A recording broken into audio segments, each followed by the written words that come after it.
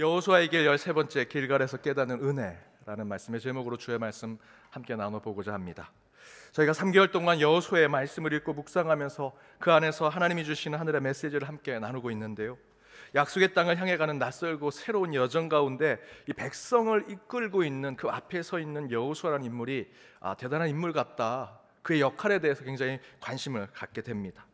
저는 오늘 말씀을 준비하면서 이스라엘 백성들을 이끌고 있는 리더와 같은 지도자인 여호수아를 삼국지 소설에 있는 인물들에 한번 비교해 보았습니다. 누구랑 비슷할까? 여러분도 한번 생각해 보십시오. 저는 딱 한 사람으로 묘사할 수 없을 거라 생각이 들어서 그 혼란의 시대에 이 난국을 평정하려고 했던 그 가운데 지도력과 정치력을 보여주고 또 왕이 되고자 하는 또 야심을 품고 있던 그런 야망을 가진 조조와 비슷하지 않은가. 그와 더불어 지략과 지혜를 가지고 있던 제갈공명, 또는 전쟁에 나갔을 때 무예를 아주 특별하게 보여줬던 여포가 이 여호수아의 그런 것들이 종합돼서 비슷하지 않을까. 삼국지 하면 다 아시는 유비와 관우처럼 덕스러움, 신중한 진중함, 사람들에게 믿음을 주는 성품, 그런 것도 닮지 않았는가 생각을 해봅니다. 여러분은 어떻게 생각하십니까? 그런데 그렇게 여호수아를 전쟁 중 장수나 혼란의 시대, 이 세상의 난세 속에 영웅으로 생각하려고 하는 그 지점에서 저와 여러분이 지금까지 읽어온 여호수아의 말씀을 보면요, 실제로 여호수아는 조조, 여포, 관우, 전쟁을 치르는 영웅과 장수와는 다르게 영적인 지도자의 모습을 더 많이 비추고 있습니다. 신앙적인 영성과의 모습이 더 많이 나타나더라라는 것이죠. 오늘까지 읽은 말씀을 잘 보면 하나님의 약속의 땅 앞에 선 이스라엘 백성은요, 전쟁을 준비하거나 국경을 넘었을 때 일어날 그 싸움을 준비한다기보다는 오히려 예배를, 영적인 삶을 준비하는 모습을 더 많이 보여주고 있습니다. 40년 전 자신의 부모의 세대가 정탐꾼이 되어서 살펴봤던 하나님의 약속해 주신 그 땅에 여전히 거민과 견고한 성읍으로 서 있죠. 40년이 지났지만 동일하게 그 자녀의 세대들도요, 그 땅에 들어가려고 했더니 견고한 성읍이고요, 거민들이 있습니다. 들어가면 필패, 다 죽게 되는 것이 너무나 뻔합니다. 그런데 그 땅 앞에 선 이스라엘 백성들에게 하나님은 전쟁의 기술, 싸워서 이길 수 있는 능력을 알려주시지 않더라는 것이죠.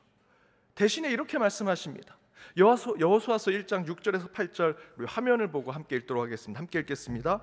내가 그들의 조상에게 맹세하여 그들에게 주리라 한 땅을 이 백성에게 차지하게 하리라. 오직 강하고 극히 담대하여 나의 종 모세가 내게 명령한 그 율법을 다 지켜 행하고 내 입에서 떠나지 말게 하며 주야로 그것을 묵상하여 그 안에 기록된 대로 다 지켜 행하라. 그리하면 내 길이 평탄하게 될 것이며 내가 형통하리라. 내가 그들의 조상에게 맹세하여 내게 주리라 한 그 땅을 차지하기 위해서 무엇이라 말씀하십니까? 강하고 극히 담대하라. 너에게 칼과 창을 쥐어주겠다 라고 얘기하지 않으시죠. 그렇게 알려주시는 것이 맞지 않을까요? 그런데 그렇게 하지 않으십니다. 내가 내게 명령한 율법을 다 지켜 행하고 내 입에서 떠나지 말게 하며 주야로 묵상하고 그 기록된 대로 지켜 행하라 라고 하나님은 말씀하고 계십니다. 그리고 그 이후에 말씀하신 하나님의 명령도요, 같은 선상에 있는 하나님의 메시지가 있습니다. 여호수아서 1장 11절 함께 나눴던 설교의 말씀, 양식을 준비하라 하시죠. 아니요, 칼과 창을 준비하라고 하셔야죠. 그런데요, 하나님은 전쟁이 급박하게 다가오고 있음에도 불구하고 양식을 준비하라고 말씀하십니다. 여호수아서 3장 5절에 전쟁이 곧 치러질지 모르는 그 급박한 상황 속에서 여호수아는 하나님이 대신 명령을 이렇게 합니다. 너희는 너희 자신을 성결하게 하라. 하나님의 기이한 일을 행하실 것이다. 무장하라, 행군하라, 전쟁을 준비하라가 아니라 성결하라, 거룩한 삶을 살라라고 말씀하시더라는 것입니다. 그리고 아직 물이 콸콸콸 흐르는 요단 강물에 건장한 군사를 앞세우는 것이 맞을 텐데 하나님은 언약궤를 맨 제사장들을 앞에 세우시더라는 것이죠. 그리고 요단강 건너 약속의 땅에 들어갔습니다. 긴장과 불안감이 연속되는 그 상황 속에서 하나님은 그 백성들 가운데 그 땅을 차지할 수 있는 의욕에 앞선 지파들을 세워야 되는데 누구를 세우셨습니까? 르우벤, 갓, 므낫세 반지파를 세웠죠. 이미 땅 다 분배를 받은 요단 동평에 있는 그 지파들을 가장 앞에 세웠습니다. 그것은요, 이 전쟁이 땅 따먹기를 위한 경쟁과 투쟁과 싸움이 아닌 하나님의 뜻을 이루는 소명의 전쟁임을 깨닫게 하기 위함입니다. 곧 전쟁에 나설 필요가 없는 이 세 지파를 가장 앞에 세워서 공동체를 위해서는 내 이익과 내 혜택이 없을지라도 함께 희생하고 함께 섬기는 마음으로 거룩한 공공성을 책임지는 모습, 그 사명감은 나만 구원받는 것이 아니라 함께 구원받고자 하는 그 모습과 신앙을 보여주기 위해서 전혀 상관없는 르우벤, 갓, 므낫세 반지파를 가장 앞에 세우시더라는 것이죠. 이런 일련의 모습은 앞에 말씀드렸던 것처럼 땅을 점령하기 위한 전쟁의 준비라기보다는 거룩한 신앙적 의식을 준비하고 제사와 예배를 예비하는 모습을 보여주고 있습니다. 그리고 그 주제가요, 오늘 본문에서도 계속해서 연속됩니다. 그런데 오늘 본문은 이런 전쟁의 긴장감이 엄습해오는 상황 속에 하나님이 명령하신 것이 더욱더 이해와 납득이 되지 않는 명령을 하십니다. 이스라엘 자손들에게 할례를 행하라 말씀하십니다. 아직 이스라엘 백성들이 율법이 중요합니다. 유대인 하면 율법, 율법성, 율법화, 율법주의가 가득하지 않았던 그때, 그 바로 직전에 도리어 그때 너희들은 창을 쓸 수 있는, 칼을 쓸 수 있는 방법을 율법처럼 익혀라 라고 말씀하셔야 되는데 다른 율법을 주세요. 할례를 행하라. 과거 너희 조상들이 했던 그 할례를 율법처럼 지키라 말씀하고 계시더라는 것입니다. 하나님께서 할례를 행하라는 것은 전쟁을 앞둔 이스라엘 백성들에겐 전혀 이해가 되지요. 더 힘을 내서 칼을 쥐고 전쟁을 준비하라 라고 말씀하셔야 되는데 살점을 떼어 놓으면요, 전쟁할 수 없습니다. 움직일 수도 없고요. 오히려 전투력이 떨어지게 되죠. 싸울 의지가 더 밑으로 내려가게 됩니다. 그리고 오늘 본문에서는 이런 표현까지 나옵니다. 8절에 보면 할례를 받고 회복될 때까지 처소에 머물러 낫기를 기다려라. 이게 지금 전쟁하고 있는 군사들의 모습입니까? 이제 곧 막닥뜨리게 될 여리고성 앞에 전쟁을 준비해야 하는 이스라엘 백성들의 입장에서는요, 이 할례를 행한다는 것은 실제로 참으로 이해와 납득이 되지 않은 하나님의 명령입니다. 이와 똑같은 하나님께 명령을 받아 하나님께 도리어 원망과 호소를 했던 또 다른 사람이 있습니다. 엘리야 선지자. 우상 숭배로 가득한 세상 속에 그것을 도모하는 아합 왕 앞에 거짓 선지자들과 하늘에 비를 내리는 기우제를 함께 대결로 했죠. 그 가운데 여호와 하나님께서 바알과 아세라의 우상들과 서로 대결하십니다. 저 위에서 이 땅의 모든 것을 섭리하실 그 여호와 하나님께서 이 땅에 내려와 그 우상들과 대결하셨습니다. 여러분 아시는 대로 엘리야와 여호와를 섬기는 제사장들이 그 가운데 살아계신 하나님의 역사하심을 그곳에 보게 해서 하늘에 비를 받게 하지요. 하지만 도리어 아합 왕과 우상 숭배자들은요, 힘과 권력, 그들이 가지고 있는 칼과 창으로 선한 여호와의 백성들을 죽이지요. 말살시킵니다. 이에 엘리야가 하나님께 원망하며 호소하며 이렇게 얘기합니다. 로마서 11장 3절에 주님, 그들은 주님의 예언자들을 죽이고 주님의 제단을 헐어버렸습니다. 남은 것은 나 혼자밖에 없는데 그들은 이제 내 목숨까지 찾고 있습니다. 이제 끝입니다. 하나님, 분명히 하나님과 우상의 싸움 가운데 진실하신 하나님이 승리하셨는데 왜 우리가 여기서 이렇게 핍박받고 다 죽게 생겼습니다. 하나님의 역사하심이 하나도 나타나지 않게 돼버렸습니다. 어떻게 하시겠습니까? 라고 호소하고 있는 것이죠. 그러자 하나님께서 엘리야에게 이렇게 얘기하십니다. 로마서 11장 4절입니다. 세 번역으로 준비했습니다. 우리 함께 읽어보겠습니다. 그런데 하나님께서는 그에게 어떻게 대답하셨습니까? 내가 바알에게 무릎 꿇지 않은 사람 7,000명을 내 앞에 남겨두었다 하셨습니다.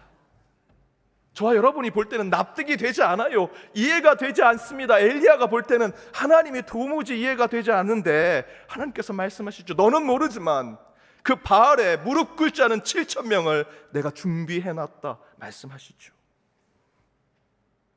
이 모든 상황을 보고요, 바울이요 이것을 이렇게 해석합니다. 로마서 11장 5절에서 6절입니다. 함께 읽어보겠습니다. 그런즉 이와 같이 지금도 은혜로 택하심을 따라 남은 자가 있느니라. 만일 은혜로 된 것이라면 행위로 말미암지 않음이니 그렇지 않으면 은혜가 은혜 되지 못하느니라. 이게 은혜라고 이야기합니다. 은혜. 도무지 이해가 되지 않은 상황 가운데서도 하나님은 우리가 생각하지 못한 것으로 역사하시고 섭리하시는 것, 그것이 은혜라고 바울은 설명하고 있습니다. 바울은요, 만일 은혜로 된 것이라면 행위로 되지 않을 것이다 라고 이야기합니다. 무슨 말입니까? 은혜는요, 인간이 가진 의지와 수고와 어떤 노력, 어떠한 여지와 가능성도 모두 배제시켜야 된다라는 것입니다. 은혜는 전적으로 하나님이 이루시는 것을 인정하는 것, 하나님이 개입하셔서 행하신 것을 100% 동의하는 것을 은혜라고 얘기합니다. 단 1%, 단 0.1%, 0.0001%라도 우리 인간이 가진 여지와 가능성을 인정하지 않겠다는 것, 동의하지 않겠다는 것, 그 가운데 은혜가 출발한다는 것이죠. 그 관점으로 하나님께서 이스라엘 백성들을 약속의 땅 앞에까지 이끄신 내용을 살펴본다면, 하나님은 철저하게 이스라엘 백성들이 우리 여호수아가 삼국지에 나와 있는 조조와 여포와 제갈공명 같은 지혜와 능력과 야망과 그러한 싸움의 능력을 가진 자이기 때문에 여기까지 왔습니다 라는 것을 말하지 못하게 하시고 있어요. 또한 이스라엘 백성들 자신들이 준비한 탁월한 능력, 우리가 선민으로 똘똘 뭉쳐서 여기까지 온 것입니다 라는 생각 또한 다 내려놓게 하시더라는 것입니다. 그리고 자신들이 가진 지식과 판단, 선택과 그 결과 때문에 약속의 땅에 오게 된 것입니다 라는 생각을 철저히 내려놓고 포기하게 하기 위해 하나님은 오늘 본문까지도 도저히 이해와 납득이 되지 않은 하나님의 명령을 주시는 겁니다. 단 1%라도 이스라엘 백성들의 능력을 인정해서 그걸로 그 땅까지 오게 하셨다면 은혜가 아니죠. 철저하게 하나님은요, 단 1%, 0.0001%도 우리의 의지로 여기까지 오게 된 것을 못하게 막으십니다. 그 가운데 은혜를 깨닫게 하시죠. 내가 여기까지 온 것은 다 하나님의 은혜입니다. 그것을 깨닫게 하기 위해서 오늘 지금 본문까지 하나님께서 계속 이런 명령을 하시는 것입니다. 이스라엘 백성들이 길갈에 와서 자신들이 걸어왔던 길을 되돌아보고 우리가 어떻게 여기까지 왔지? 라고 생각할 때 이 모든 것 하나님의 은혜구나 라는 그 은혜를 고백하고자 한다면, 그들이 겪었던 모든 과정의 해결과 극복은요, 오직 하나님의 섭리하신 하나님의 개입하심으로 이루어졌다라는 것을 고백하는 것, 그 가운데 우리의 신앙이 나타난다는 것이죠. 그러기 위해서는 이스라엘 백성은 전쟁 앞에서도 전쟁 준비가 아니라 말씀을 듣는 자리를 지켜야 했습니다. 풍랑을 만날 때도 풍랑에 맞설 싸울 준비를 하는 것이 아니라 주님 뜻대로 살기로 하는 순종의 모습, 그것을 보여줄 때 하나님께서 그 모든 것을 오직 하나님의 능력으로 극복하게 하시고 끝내 그 모든 것이 하나님의 은혜요, 하나님이 하셨습니다 라고 고백하게 만들더라라는 것이죠. 오늘 본문을 보면 언제 어디서 이 가나안 땅의 백성들이 이스라엘 백성들을 쳐들어올지 모르죠. 그들이 물론 친구가 될 수도 있습니다. 원수와 대적이 될 수도 있고요. 아무것도 모르는 그 긴장과 두려움 속에 하나님은 그들에게 명령하십니다. 부싯돌로 할례를 행하라. 그리고 더욱더 인간적인 생각을 내려놓도록 오직 하나님이 섭리하시고 역사하심을 보게 하기 위해서 할례 후에 각 처소에 낳기를 위해 기다리라 말씀하시죠. 여러분, 그때 가나안 땅의 백성들이 이스라엘 백성들에게 쳐들어왔다면 그들은 다 죽었을 것입니다. 움직이지도 못하고 그저 그들이 찌르는 창과 칼에 맞아 죽는 것을 보게 되었을 것입니다. 40년 광야가 허무하게 끝났을 것입니다. 그런데 반대로 할례를 순종하지 않았다면, 이스라엘 백성들이 하나님 이제 다 저희들이 순종했지만 그것만큼은 못합니다, 저희들 할례를 당하고 있는 그 낫기를 기다리는 중에 그들이 쳐들어오면 우리는 대항할 수 없습니다, 허무하게 이 40년 여정이 끝납니다, 저희가 이제 칼을 들고 싸우러 나가겠습니다 라고 했을 때 그들이 그 가나안 땅을 정복했을까요? 그렇지 못했을 것입니다. 이 말씀 가운데 저와 여러분이 듣고 보고 깨달아야 하는 것은요, 이스라엘 백성들 곧 하나님의 말씀대로 살기로 결단한 그리스도인들은 철저히 자기를 버리고 포기하여 하나님의 말씀에 순종할 때 전적인 은혜를 체험하더라 라는 것입니다. 여호수아서 1장 7절에 좌로나 우로나 치우치지 말라라는 말씀이 있습니다. 이 말씀이 중도를 지키고 중심을 지키라는 좋은 말씀 같지만 더 정확하게는요, 좌의 편도 되지 말고 우의 편도 되지 말라는 뜻이죠.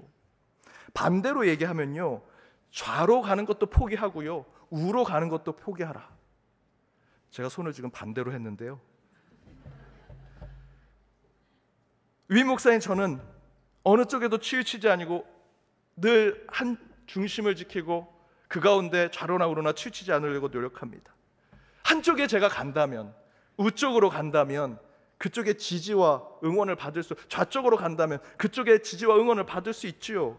하지만 저는 이 여호수아서 1장 7절의 말씀을 제 목회 철칙처럼 지킵니다. 그랬더니 일부 성도님들이 이렇게 얘기하십니다. 좌파 쪽에 계신 분들은 목사님 우파죠? 우파 쪽에 있는 분들은 목사님 좌파죠? 여러분, 제가 무슨 파인지 그렇게 중요하십니까? 여호수아에게 좌로나 우로나 치우치지 말라는 것은 양쪽 모두에게 지지를 받고 응원을 받아라, 네가 중간에 서 있으면 양쪽에 너를 다 지지할 거야 라는 것이 아니고요, 양쪽으로 가는 것을 다 포기하라, 버리라 라는 뜻입니다. 그렇게 되면 양쪽에서 다 비난을 받더라고요. 양쪽에서 다 버림을 받는 것을 경험하게 됩니다. 그럼에도 불구하고 하나님의 말씀을 지켜 어느 쪽에도 치치지 않고 담대하게 그 중심을 지키고 나아갈 때 하나님께서 지켜주신다. 그것이 여호수아 1장 7절의 말씀이지요. 어느 쪽이든 좌로든 우로든 양쪽 모두를 포기하고 내려놓을 때 하나님이 길을 열어주시고요, 하나님이 우리의 편을 들어주시더라. 여러분, 그것을 체험할 때 그것이 은혜인 것입니다. 대체 하나님이 이 동그란 돌멩이를 만드셨다고 생각하십니까? 저는 아니라고 생각합니다. 하나님이 대부분 큰 바위를 이렇게 만드신 거고요, 각지고 삐뚤삐뚤 큰 덩어리의 돌멩이들만 처음에 만드셨을 것입니다. 그 이야기는 동그란 자갈이나 동그란 돌멩이는 모든 세월 속에서 부딪히고 깎이고 다듬어지면서 동그란 모양의 돌이 되었다라는 것이죠. 무슨 이야기를 하는 것일까? 여러분, 동그란 돌이 돼서 굴러가는 존재는요, 누군가 또는 타인, 상대방이 동그랗게 만들어 주었기 때문입니다.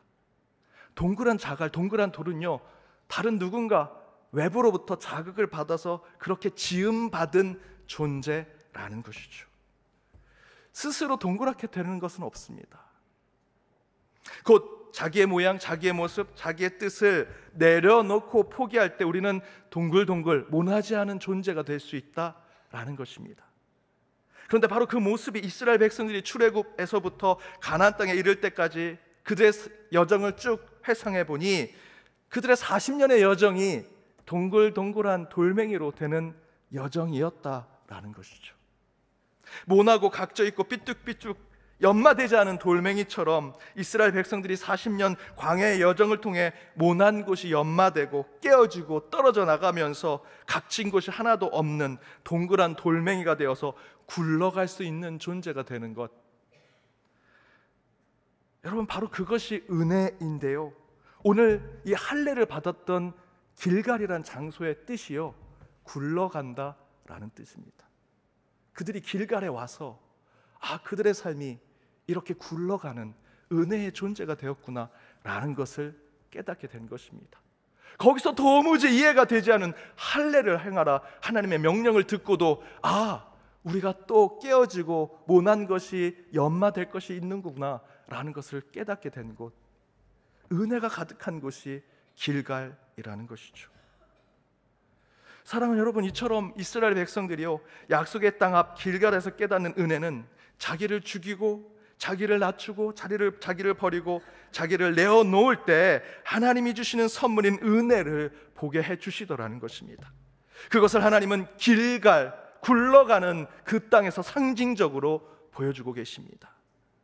모나고 각진 인생을 사는 저와 여러분, 그렇게 내가 가진 삐죽한 끝으로 무엇인가 찔러보고 잘라보고 새롭게 만들려고 하면 무엇인가 해낼 수 있다라고 생각하시지요. 하지만 하나님은요, 우리를 그 하나님의 뜻에 맞춰 굴러가는 존재를 만들기 위해 저와 여러분의 모나고 각지고 거친 인생의 부분을 갈아내고 쳐내고 완전히 다른 모양으로 만들어주고 계신다.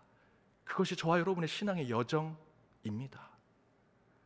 그때 우리는 바로 그것이 하나님의 은혜임을 고백할 때 저와 여러분이 참된 그리스도인의 삶을 살아낼 수 있는 것이지요. 그것은 다른 것이 아닙니다. 나를 버리는 것, 내 힘을 빼는 것, 내가 아닌 하나님을 내세우는 인생을 사는 것. 여러분, 힘주고 있으면요 절대로 부드럽게 굴러가지 않습니다. 오뚜기 아시죠? 동그란 거지만 그 오뚜기에 어느 한 곳에 오뚜기처럼 힘을 주고 있으면요 그 오뚜기는 굴러가지 않습니다. 오뚜기 안에 힘주고 있는 것을 빼야만 동그란 그 공은 굴러갈 수 있죠. 저와 여러분도 그렇게 되어야 합니다.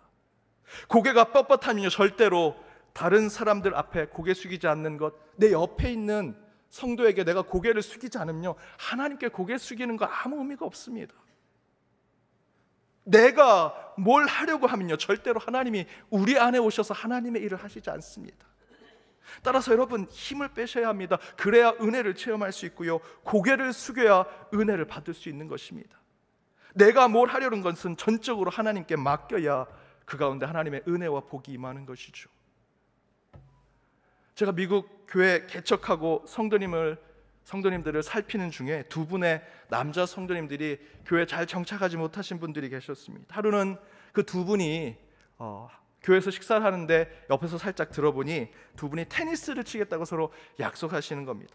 잘됐다, 내가 이분들하고 좀 친해져서 교회에 잘 적응할 수 있도록 그렇게 만들어야겠다라고 생각하고 저도 같이 테니스 쳐요 집사님 하고 테니스 치러 갔습니다. 제가 테니스를 좀 치느냐, 그때까지는 저는 테니스 라켓을 잡아본 적이 없습니다. 그냥 그분들 교회 잘 정착하고 어떻게 하면 복음 잘 전해질 수 있을까, 그냥 제 안에 영적인 의욕이 앞서서 저도 테니스 쳐요. 그리고 갔더니 제가 테니스 하나도 못 친다고 하니까 막 저한테 뭐라고 하시면서 그때부터 그분들이 저를 테니스를 가르쳐 주셨습니다. 그래서 그 두 분은 원래 평생 새벽기도 안 나오시는 분들인데 테니스 치려고 두 분이 새벽기도 왔고요, 저는 또 그분들과 새벽기도 끝나면 같이 테니스장 가서 제가 레슨을 받았습니다. 레슨을 받으면서 제가 가장 많이 들었던 말이, 목사님은 우리 보러 겸손하라, 힘 빼라 얘기하면서 테니스 칠 때 보면 목사님이 힘이 제일 많이 들어가, 목사님 힘 빼요, 힘 빼 라는 얘기를 제일 많이 들었습니다. 여러분, 저는 그때 새벽 말씀을 준비하는 것만큼이나 테니스 치면서 신앙의 진리를 많이 깨달았습니다. 목사가 말로만 교만하지 말라, 겸손하라, 힘을 빼라 하면서 정작 목사인 내 인생은 힘이 많이 너무나 들어가 있구나.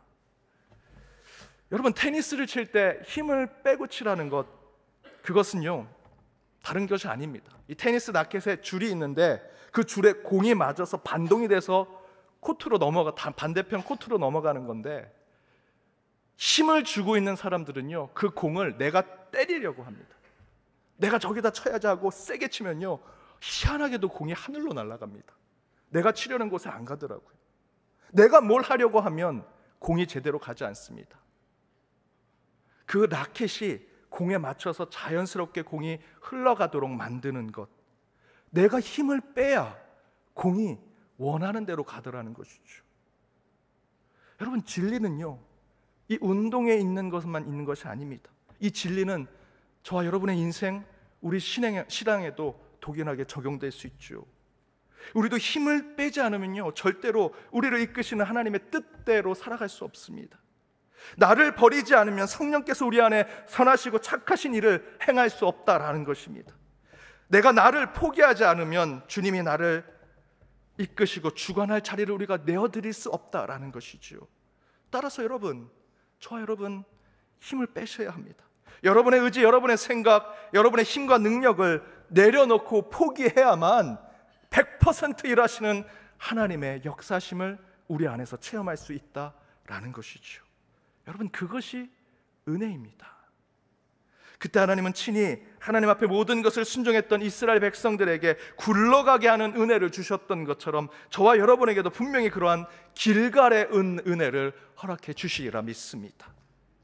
그 은혜의 하나님이 오늘도 또한 내일도 저와 여러분에게 임재하셔서 오늘 말씀의 길갈처럼 어디든 형통하게 굴러가는 은혜를 체험하는 저와 여러분, 우리 연동의 모든 권속들 되시길 주님의 이름으로 축복합니다. 기도하시겠습니다. 말씀으로 모난 우리의 삶을 연마해 주시고 다듬어 주신 하나님, 오늘 선포된 말씀을 품고 담대히 세상으로 나아갑니다. 오늘 주신 말씀으로 결단하오니 주여, 우리 안에 여전히 남아있는 주인의 판단과 세상의 힘을 믿는 속된 마음, 내 안에 무엇인가 해낼 수 있을 것이라는 교만한 생각을 버리고 포기하여 오직 전적으로 하나님의 능력과 성령의 이끄심을 받아 은혜의 삶을 살아내는 저희들이 되게 하여 주옵소서. 모나고 각지며 거친 우리의 인생의 모양을 오직 주의 보혈과 십자가, 주의 말씀과 성령으로 쳐내고 다듬어 주가 부르신 곳이라면 어디든 굴러가는 길가와 같은 신앙의 삶을 살아내 끝내 모든 것이 은혜임을 고백하는 저희가 되기를 간절히 바라오며 이 모든 간구 예수 그리스도의 이름으로 기도드립니다. 아멘.